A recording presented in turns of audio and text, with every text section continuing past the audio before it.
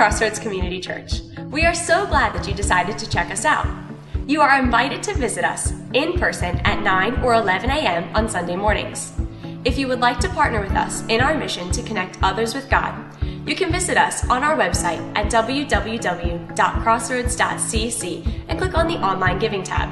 We hope you enjoy this sermon from our most recent service.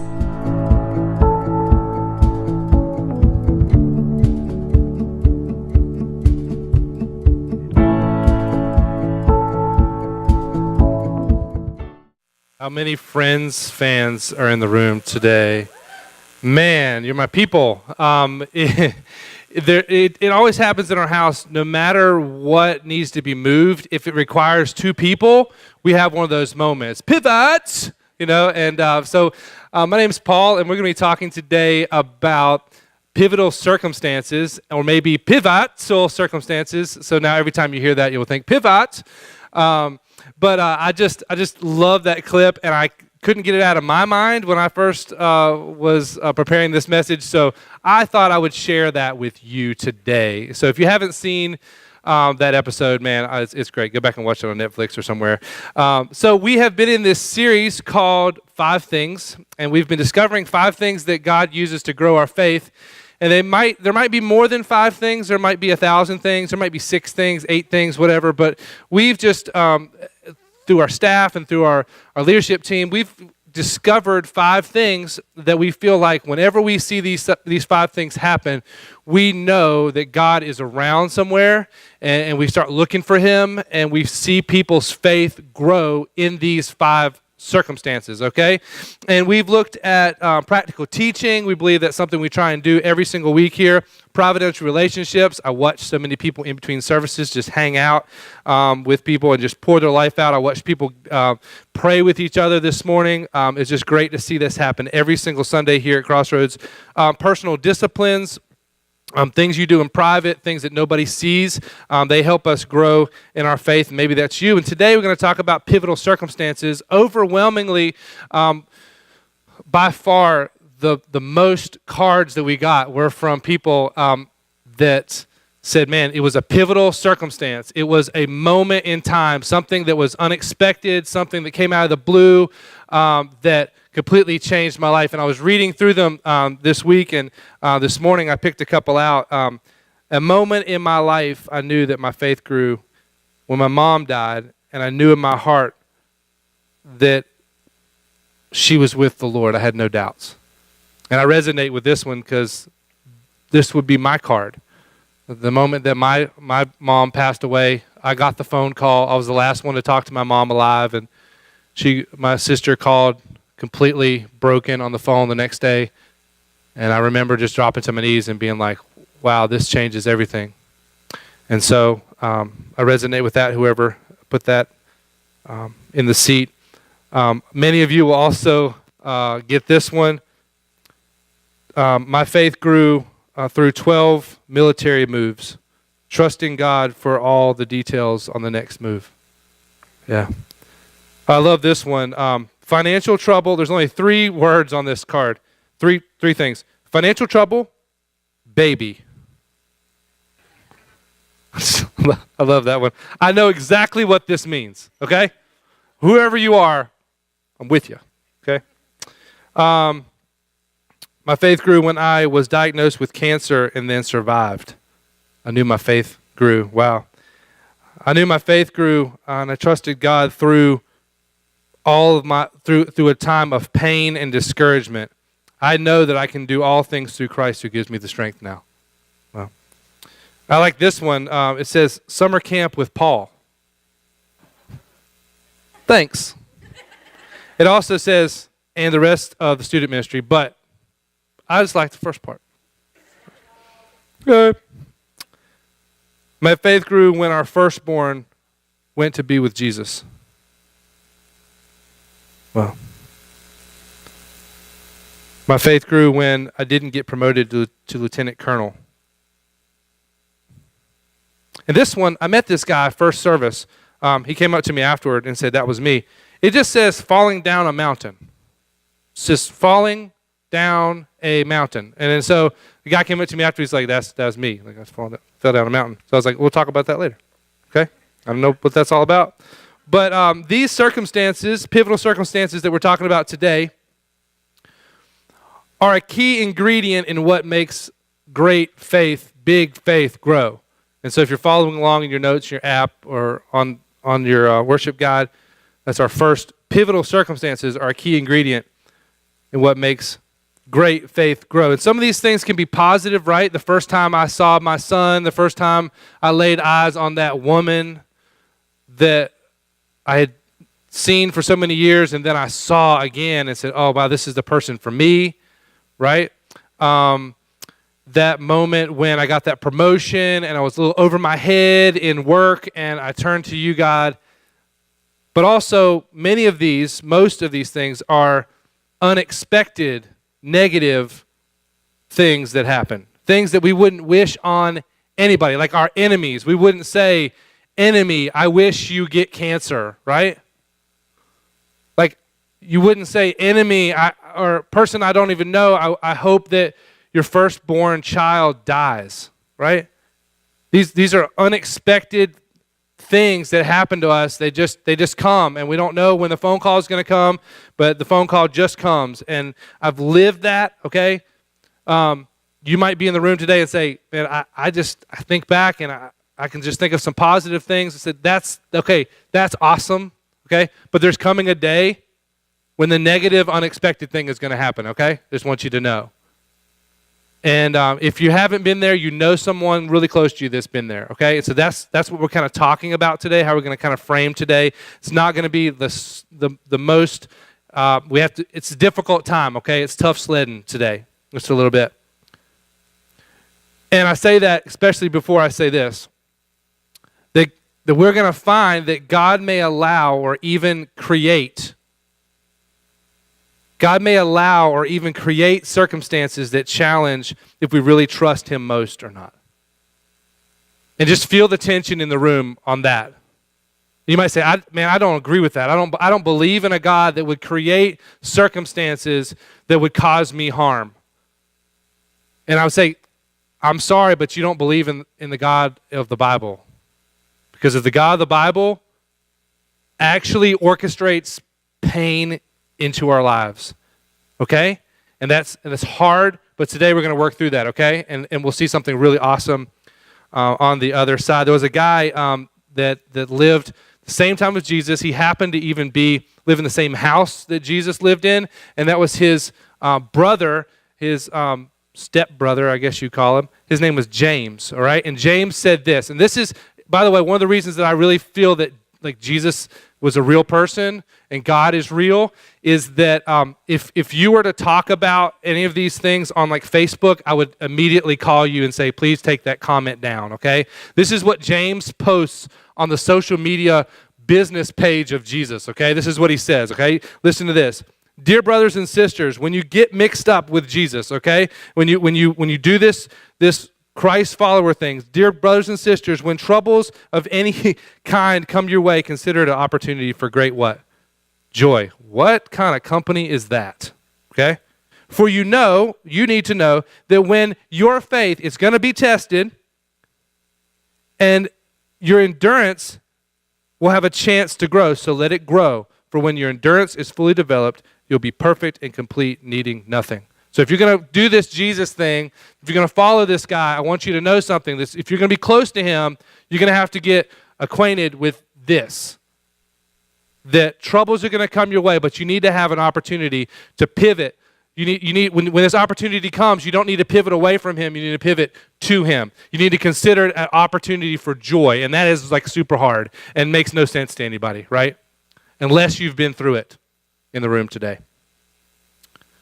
So I've got some ingredients over here that I want to talk about, and I was trying to figure out how I was going to communicate this next story to you, and it's a little bit confusing, and there's some stuff that if we don't unpack, then it might completely turn you away from Jesus, and you might walk out of here saying that like I'm never coming back to church again. So I figured I would do this. So there is, I'm not the best baker in the world. I know Brigitta sitting right here. She is the best baker in the world that I've been around. But there's some ingredients that go into some really awesome things that I love to eat personally that I have in this box here. I want to share them with you. But one of them is this thing. It's sugar, okay? Sugar. Now, sugar on its own, there probably is some people in here that are like, I'd do that. But like, just take this sugar and just like eat this sugar. Like you would get like halfway through it and you just like throw up, okay? You'd have like this hyper throw up thing that would happen. Then flour is another thing, right? And Brigitta's like, I know what he's making. But like, so we've got sugar and flour. If you just take flour on its own, it'll pretty much gag you. Okay, it's pretty hard to do. Then we have like salt. Okay, my son loves salt, and I think he eats a little bit too much salt. But that'll really mess you up if you eat something too salty, right? And you have eggs here. Like eggs are good in the morning, but eat them by yourself, like crack one in your mouth unless you're like Rocky or whatever. Like it's kind of disgusting. And then I am from the South, and I do know people that will just eat straight butter. And if you have a kid that just does that, there's some people right here that just love, come get a stick of butter later. If that's you. You won't live long on this earth, but it's okay. Then there is another ingredient that I want to talk about today, and this is the ingredient that kind of makes all this stuff work, okay? And it's nasty. I tried it, okay? And this baking powder, okay? I tried to eat some just straight, and it was horrible. It made my mouth like it was horrible, okay? But I realized I went by and I looked at like ingredients for awesome thing that we're going to see later, like, and it's in every one. Like there's no substitute for this thing, okay? There's no substitute for this. Like some people are like, yes there is, yes there is, okay? There's not, okay? But when what we're going to see is that even though this is the most bitter of all ingredients, it is the ingredient for change. It is the ingredient that allows for later on for there to be growth, fun, right? Glory, surprise. Okay? If you don't have this ingredient, it kind of turns out flat, okay? And the person that you make this thing for will be like, I don't want to eat that, okay? I don't, that's great. Thank you for making that with love, but I am not going to eat that. It's going to be flat. There's not going to be the thing that you expect to happen at the end, okay? And so if we're going to read a story of something that happened with Jesus and something that Jesus actually did, okay? And as I want you to think about this example as we're reading this story, okay? And without bitterness and pain and heartbreak into this story, being part of this story, there is no surprise later and there's no glory later, okay? All right, so just keep that in your mind. John 11, 1 through 3 is where we're going to be. John 11, it's going to be up on the screen for you. It says, a man named Lazarus was sick and he lived in Bethany with his sisters, Mary and Martha. That's right.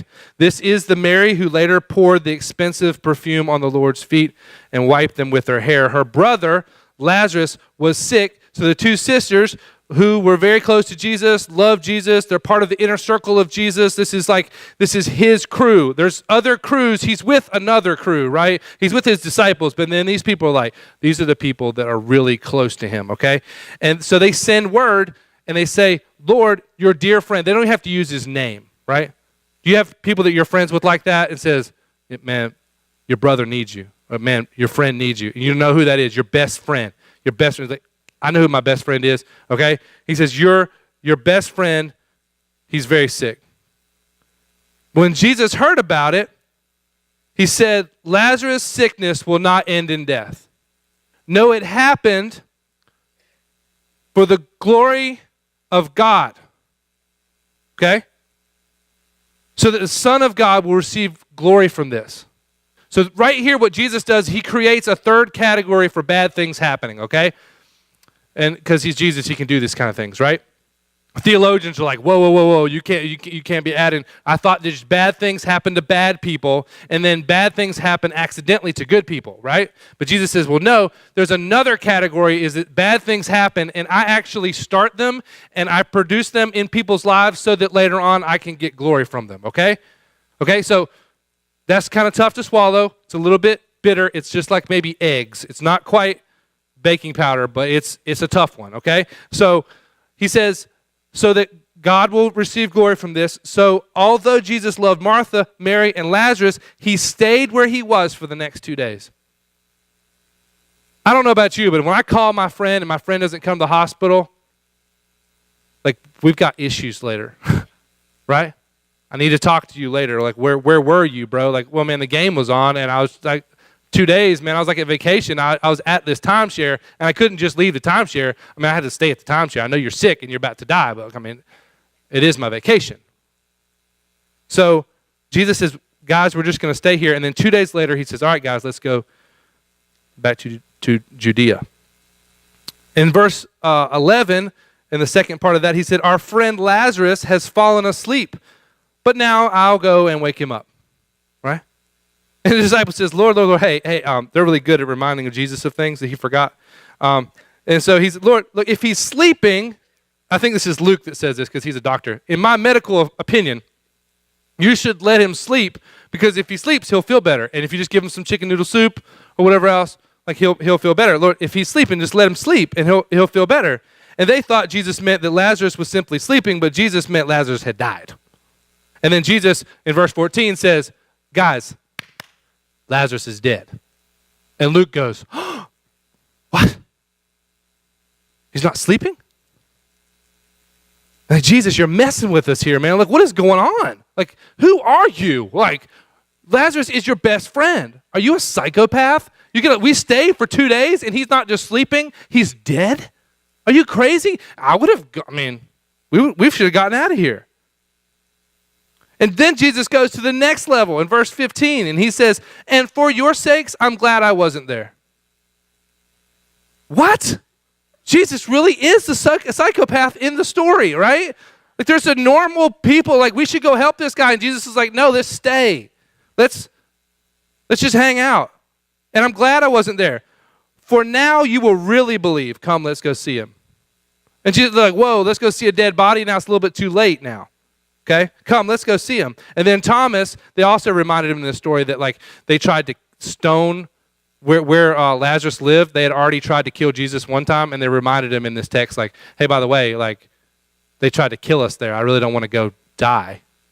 But then Thomas goes, come, let's go die with Jesus, right? Let's go. Come on, let's go with the crazy man who let his friend die. Let's just go die with him in this crazy situation, right? And so Thomas says, let's go die with Jesus. Notice before I read this next part, the drama, the pain, the disappointment, the real rawness. Martha is getting ready to speak some words to Jesus, and she needs to say some things to him. And she had seen him realize what Martha and Mary had seen Jesus do.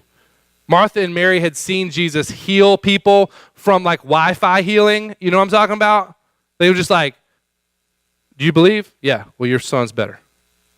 Like, you could have done this Wi-Fi healing, right? You could have done this long distance thing, but you choose not to do that, okay? And Martha's got a serious problem. You healed the child of a Roman soldier who's occupying our town, our enemy. You healed their child, and you did not heal my brother. Jesus, we need to talk, okay? So Martha has been waiting on the road for Jesus, and she finally sees him coming. And she says this in verse 20, when Martha got word that Jesus was coming, she went to meet him. But Mary stayed in the house. Y'all ever have to just stay in the house? You know what I mean? I just got to stay in the house. I didn't want to see him. Like, I didn't want to talk to him. I'm just going to stay in the house. Do you feel the contention here? Do you feel the real life situation here? Like, Mary just stays in the house, and Martha says to Jesus, Lord, if you had just been here, if you had just been here, you can teleport, man. Like you could just be here. If you had just been here, my brother would not have died. If you would have just been here. Like, Jesus, I am disappointed in you. Like, you missed it, Jesus. Like, this was the shining moment. And you missed it. You did it for everybody else. I'm hurt. You know, we all have had moments when we asked this. And this is in your notes. Moments when we prayed and we wondered, God, are you going to show up? God, are you going to... you didn't see me get the pink slip today? God, and I've been praying for months and months and months, and there's not even been so much of a phone call, not so much of the email. Like, my family's going through it. God, where are you? God, you didn't hear the news on the phone?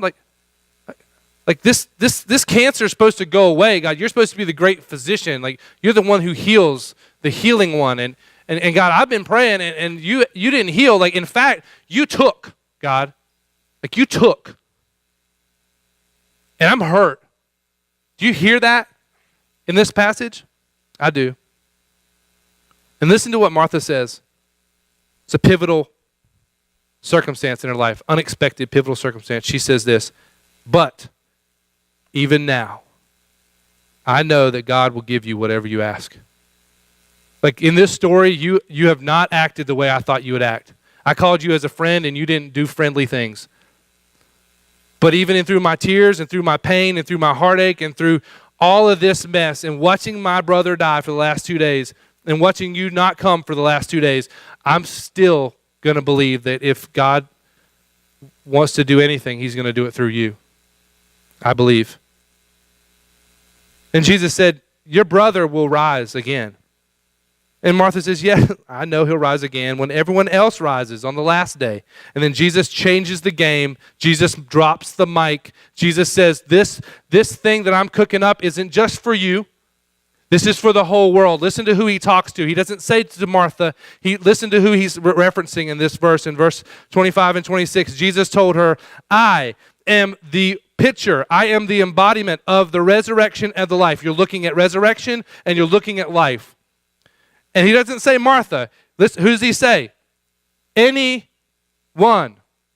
This story, this recipe, even though it's got your name all over it, it's not for you. It's for something greater than you later on. Anyone who believes in me will live even after dying. What? My brother just died. And you're telling me that anyone who believes in you can live even after dying. And then he goes on, verse 26, anyone who lives in me and believes in me will never, ever die. Do you believe this? In this case, he's talking to Martha, but I think he's talking to us too. He looked down the corridors of time and looked thousands and thousands of years into the eyes of you and me, and he says, if you believe in me, you don't have to die. Like death, I'm lowering the victory of death, and I'm getting ready to beat it. Okay? And Martha, I need you to believe not just in me that I'm the Messiah, okay? And she says, yes, Lord, I've always believed you're the Messiah, the Son of God, the one who has come into this world from God. And he's like, okay, I don't know about you and your faith stories, but for me, when God used a pivotal moment in my life, he used many. One, to bring me from unbelief to belief. And then he used another one to take me from just belief to faith and trust. And then he used another one. When I thought that I trusted him, that's when my mom was taken. Suddenly, massive heart attack, game changer, unexpected. And now I was a believer. I was a pastor at the time, and I was sitting in my office, and I was so mad at God. Theologically knowing all the answers, saying, God, this is not fair. What are you doing? My wife is getting ready to have our first son that we prayed and prayed and prayed and prayed. Like, my son's name is Nathaniel. That means God's gift. God is given. It wasn't easy for that to happen with us. Okay, does that make sense? And while my wife is pregnant, who all that my mom wanted to do was see that baby for the first time, you're gonna take her months before my son's born? What is the deal, God? Who are you? Those are the conversations that I had.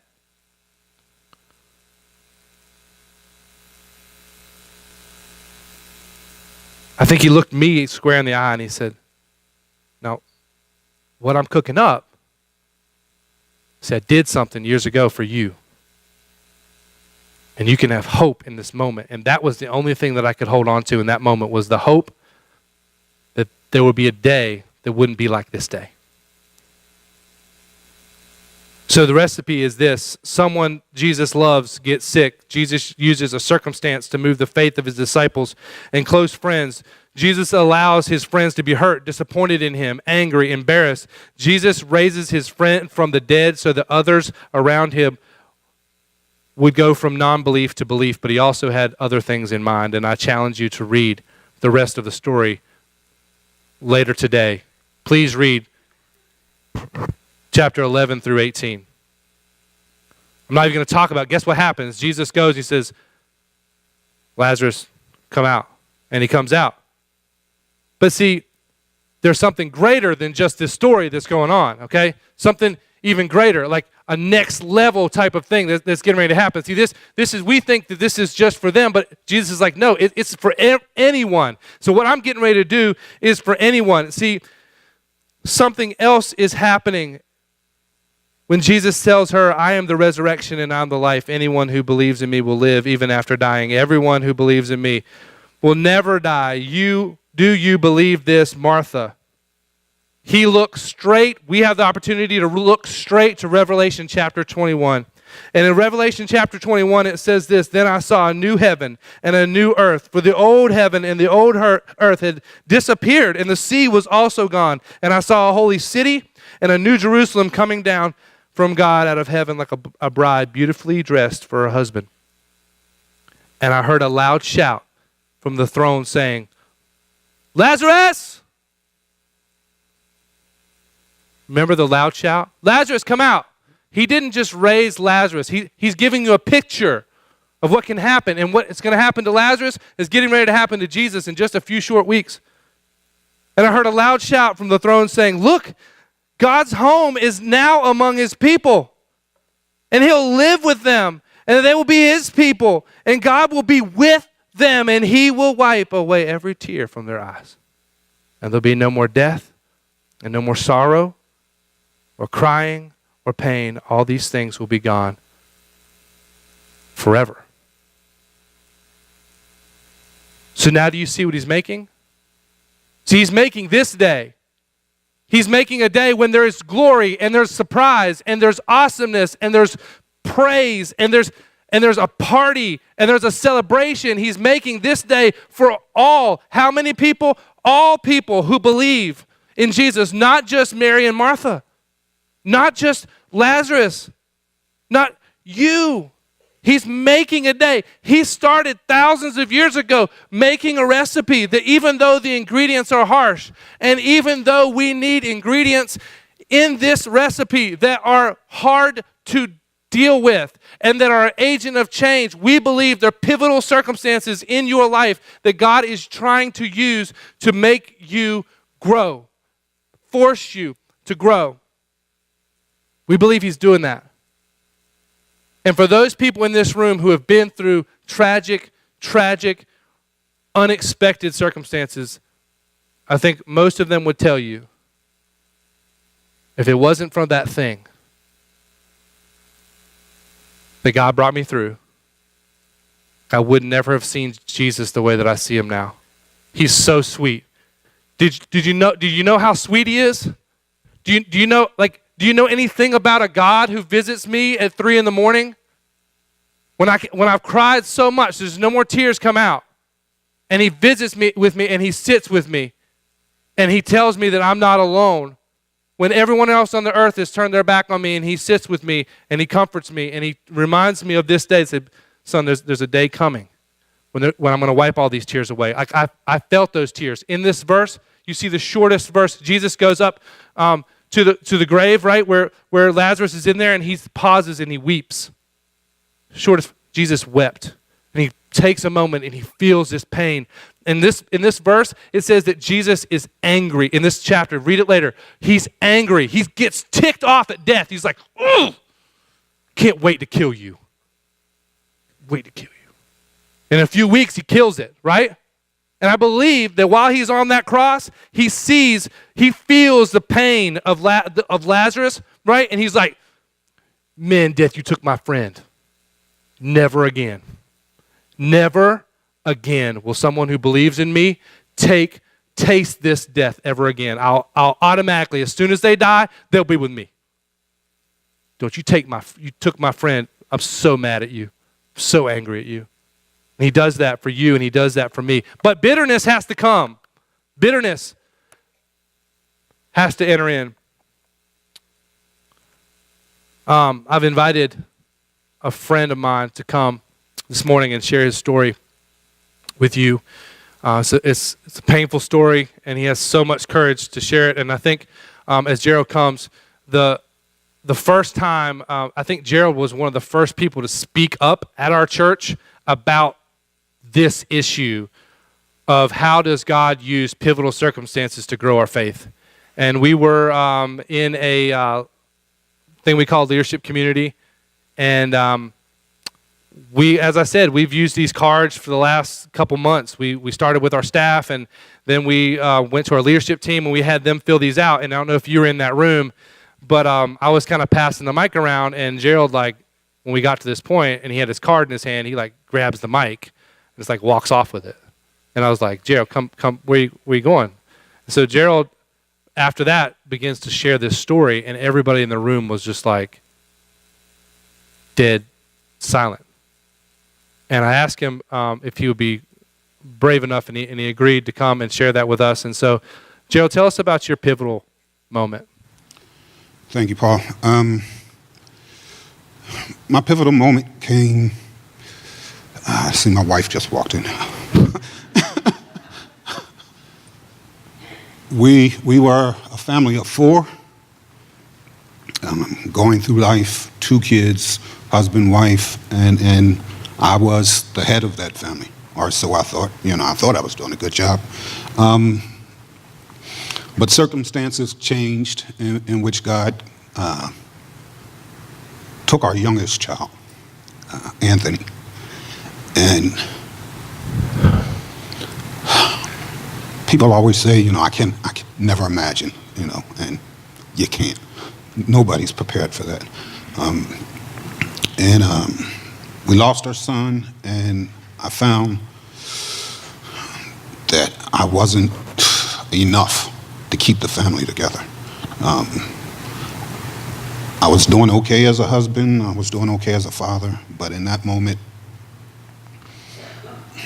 that's only the love and grace and mercy of Jesus was able to keep us, because we all reacted in the only way we knew. I balled up. My wife, same thing. My daughter, confusion, and because we had lost such a big part of who we were.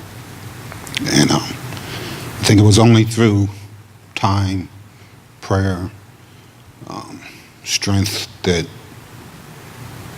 we get to a point now where, peace of God surpasses all understanding. Wow. And we continue to struggle, but God put that in our lives for a purpose that only He knows. We've come to accept it. We've come to accept the love with the idea that the prize on the other end is more than enough. Wow. More than enough. Last question for you. If you could give anybody any advice that's going through, if they're you give that word picture of just being in a ball, emotionally, physically, when they feel like God, you've done something to me, and I can't quite realize that God, you're trying to do something in me, and you definitely don't realize that God, you want to do something through me later on, as we share our stories. If you could give advice to somebody that's in that moment right now in this room, what would that be? I guess fundamentally, never give up. God won't give up on you. It's only in time that I'm able to use some of that, where telling my story is truly telling God's story about what an awesome God He is. Wow. For that individual, even for us, as we go forward, is to not give up, to spend time in the Word, spend time with Christ followers. It took members of this congregation to help our family. I can remember meeting with the men's group, Mike Narcini, I don't know if he's here, Jerry Hill, a lot of the members of this church. So I would say to those people who might be going through it, use your situation to maybe you can be that Mike Narcini for someone else, somebody else who needs help in that moment. So, but never give up. Man, thank you so much for sharing with us today, man. You guys give him a hand. Amen. Wow.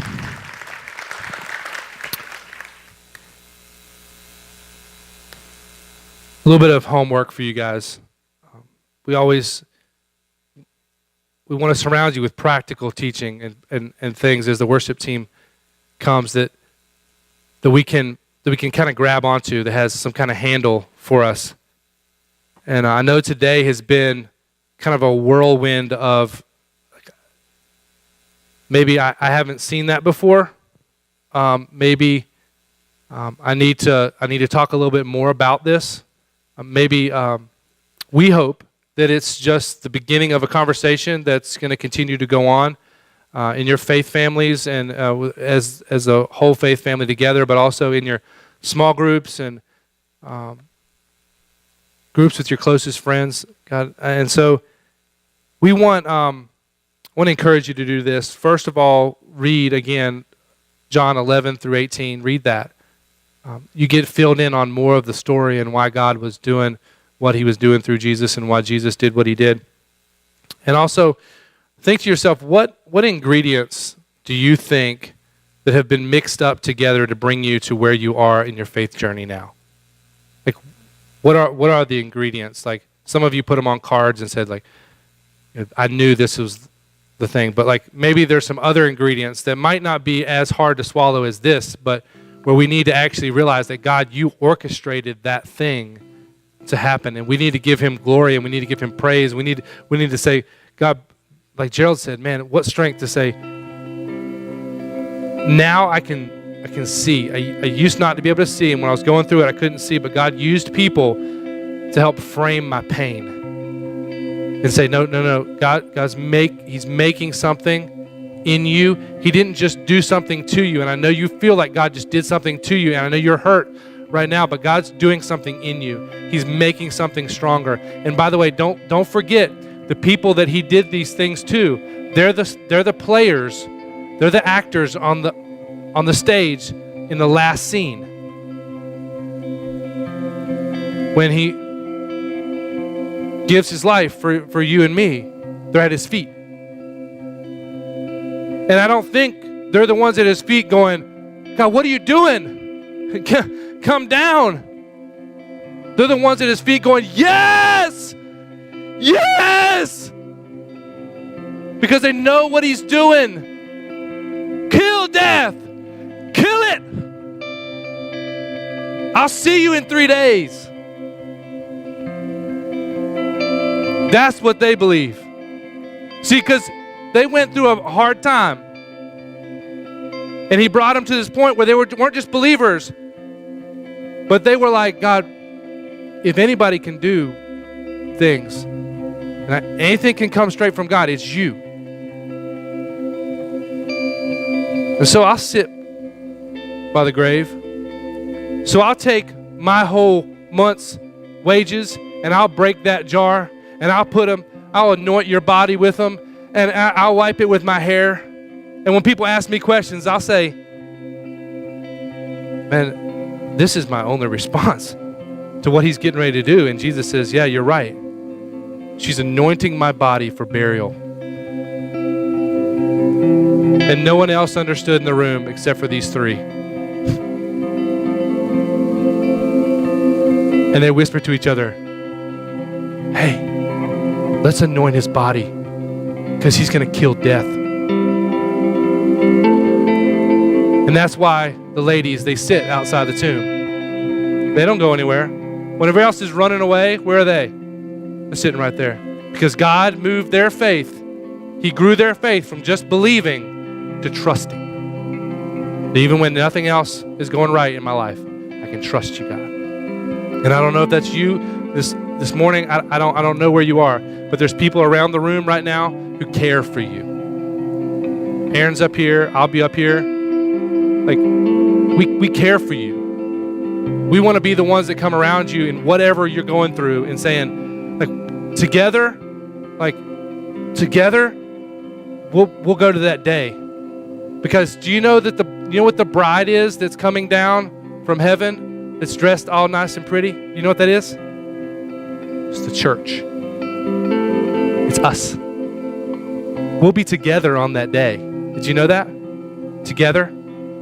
So on this side of that, let's start that, okay? Let's keep that. Let's get together. Let's hold each other until that day, because it's going to be hard on this side, people. But that day, there's going to be a celebration. There's going to be sweet victory. And Jesus is going to say, now do you see? Now do you understand? Guys, I know it's hard, but we're here. We love you. Let me pray. Father, in these moments, we have no words.